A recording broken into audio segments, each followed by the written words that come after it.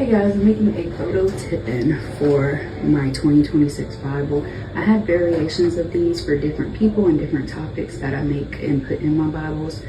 But I always like to add one, especially for my children, in each new Bible that I start and will be using for most of the year. I'm going to be using Canva, and I wanted to bring you guys along so you can see how you can make your own at home and print them. I'm using a phone. It was just easier to screen record. You can use a computer or an iPad. Some of your buttons might be a little different and in different places, but the process is still the same. Once I get into Canva, I'm gonna pick the flyer. I just always start with a blank flyer.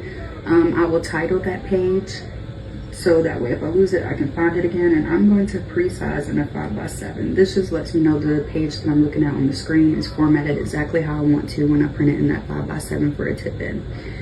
You can change this in printer settings. If you skip this step, it's fine, but this just lets me know that the formatting is going to be how I want it to be.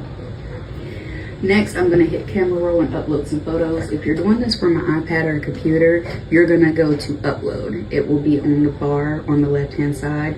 That's how you're going to access your photos. So you just upload those photos. Once you get them on the canvas, you're going to see me go through a process of just rearranging the photos and sizing them how I want so that way they look nice and neat. I am going to leave some blank spaces to add some extra details. Once I get them rearranged and sized how I want to, I am going to add a text block. I'm going to put "For This Child I Prayed," and I'm going to put it in the Brittany font. That's a really pretty font. I'm going to add another text block and just put the names. And then I'm going to go to Elements. Again, if you're on your computer or iPad, this is going to be on the left-hand side versus the bottom.